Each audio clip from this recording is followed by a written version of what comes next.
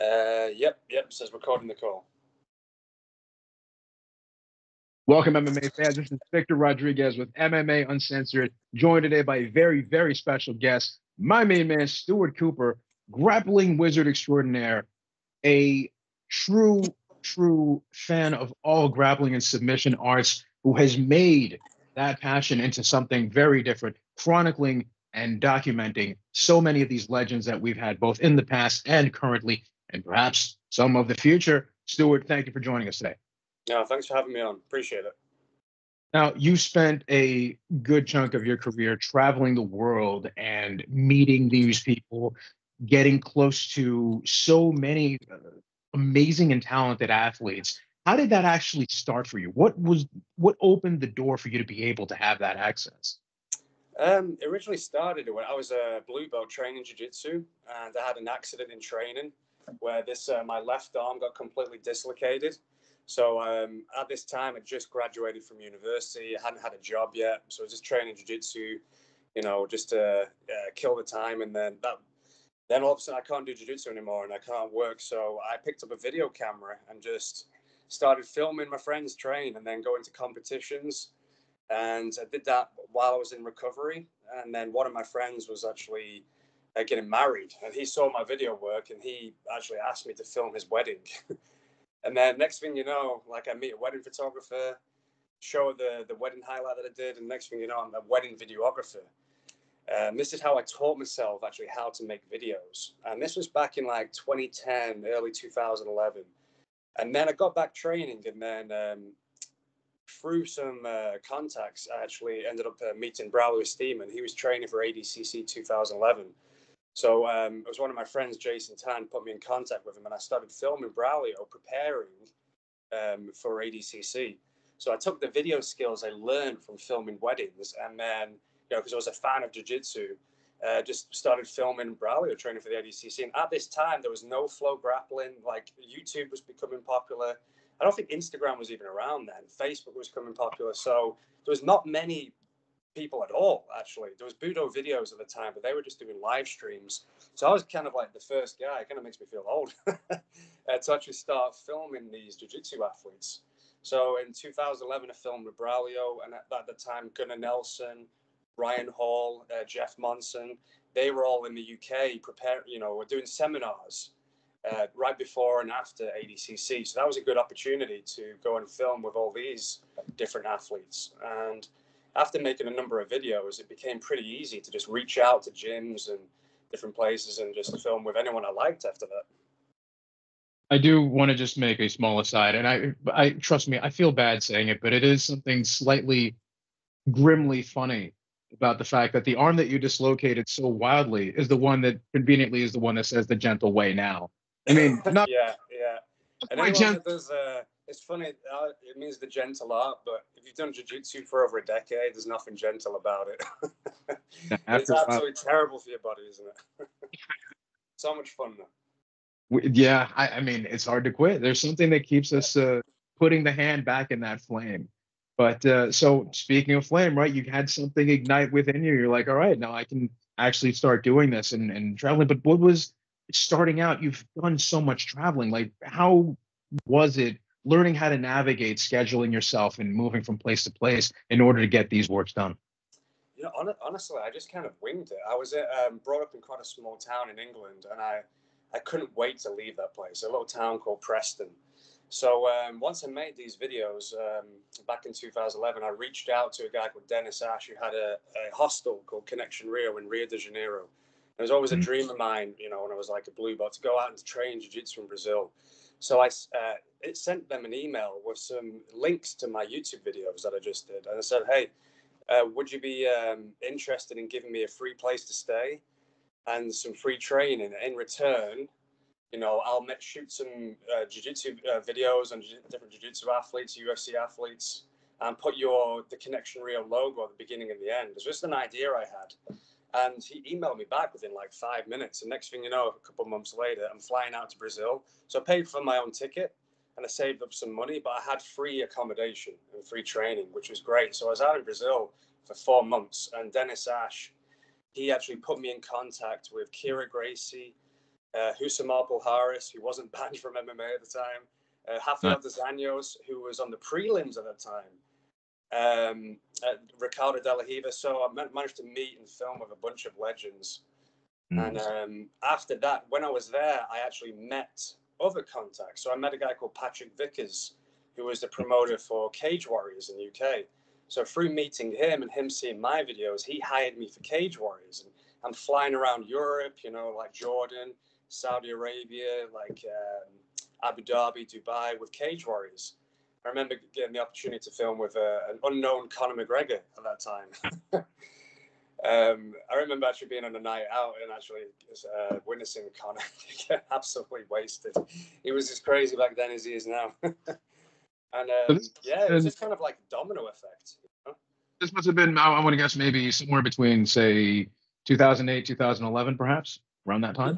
Actually, this was the Cage Warriors. I was working with them in 2012. So I suppose Conor was known on the European circuit, but he wasn't like a double champ for Cage Warriors yet. Yeah. Okay. So I think he got his rise like a few years after that. So after you're doing your work with Cage Warriors, you ended up having for some time an excursion in Asia. Tell me how you ended up there and what that was like. Yeah, so I had the same idea I took for Brazil. You know, I thought, you know what, I'd love to go to Thailand next. So I just actually had a friend working there, and then he actually asked the management for me, and I sent them an email saying, would you also give me a free place to stay? And then I'll just film with your athletes at Tiger Muay Thai. And then next thing you know, I'm flying out to Thailand. They give me a free place to stay, free training. I also got a meal plan when I was out there. And I was out there for a few months just as like an intern. And then they actually gave me a proper job. So I actually became one of the videographers of the media department. And at that time, it was Brian Ebersol and Roger Huerta, who were the MMA coaches. And we made the very first Tiger Muay Thai tryout videos, which later became very popular. And actually, I remember the first one we filmed. Kai Kara France was one of the guys that won. And I think it was a couple of years later, it was Volkanovski that was there. He won a spot on some of the Tiger Muay Thai tryouts. And you just see people come in and out of Tiger Muay Thai all the time. Before they were famous, like Valentina Shevchenko, you know, and Peter Yan. They were unknowns when I was, you know, in the video department in Tiger Muay Thai all those years ago. So yeah, I was out there in Thailand for on and off for about 8 years, and I was in the video department filming with all the different athletes, and then I also became the jiu-jitsu coach there as well. So it was a good time in my life back then.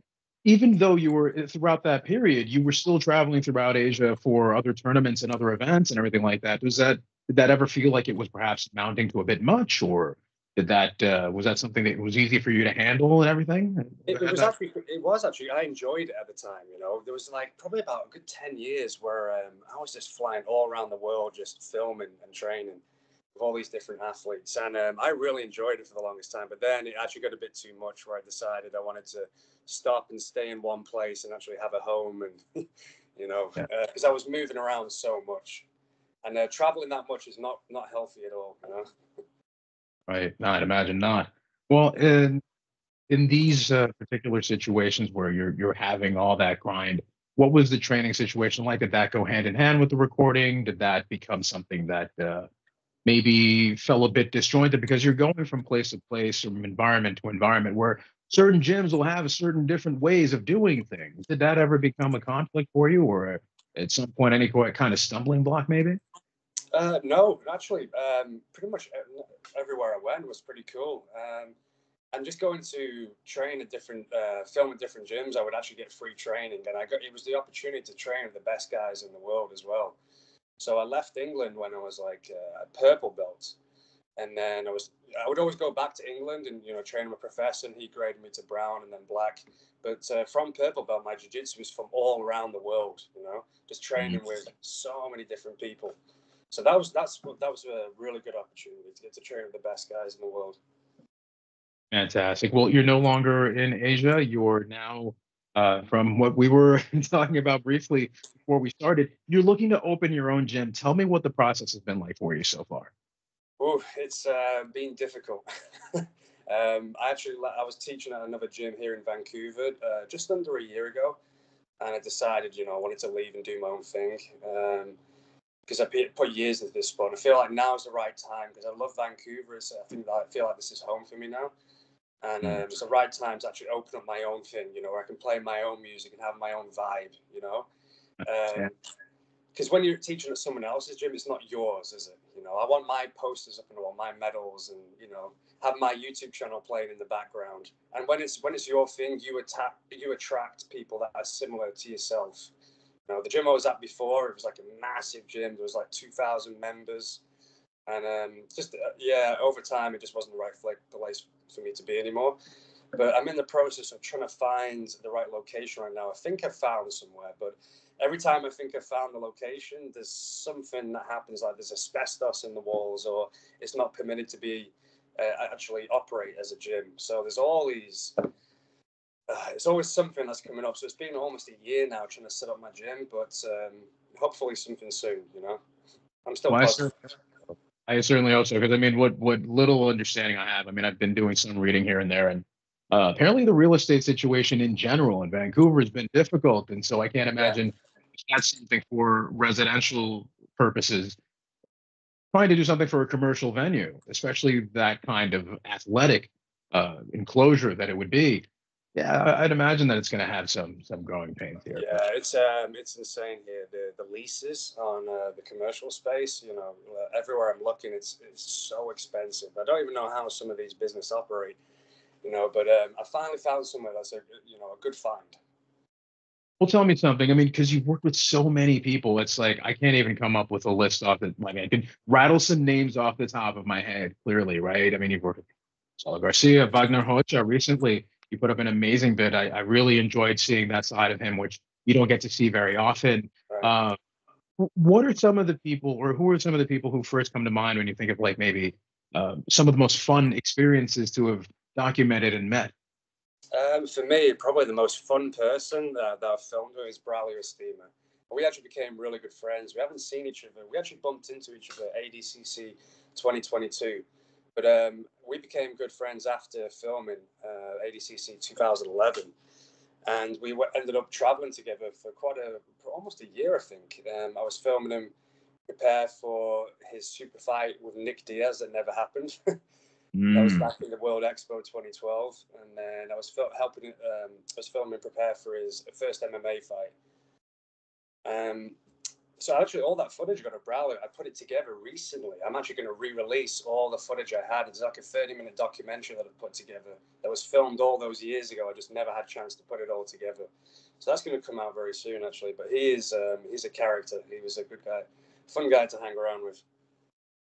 And of the places you've been, which would you say would probably be not necessarily your favorite of places to have visited? For me, it's got to be Thailand. When I first went out to Brazil, I thought I had it in my head, like when I go to Brazil, I'm not going to leave. It's going to be. I just had this idea of that I'll never want to leave Brazil, but it never felt like home. But honestly, living in Thailand, Phuket, Thailand, that was. There's something about it. I think it's cheap to live. The food is cheap, accommodation is cheap. And there's something about like living on the island where you're just getting your little scooter, your moped, you're just driving around the island. If you get in any trouble, you just pay the police off. There's something about Thailand. But I had to unfortunately leave a number of years ago because I was getting that many staph infections when I was over there.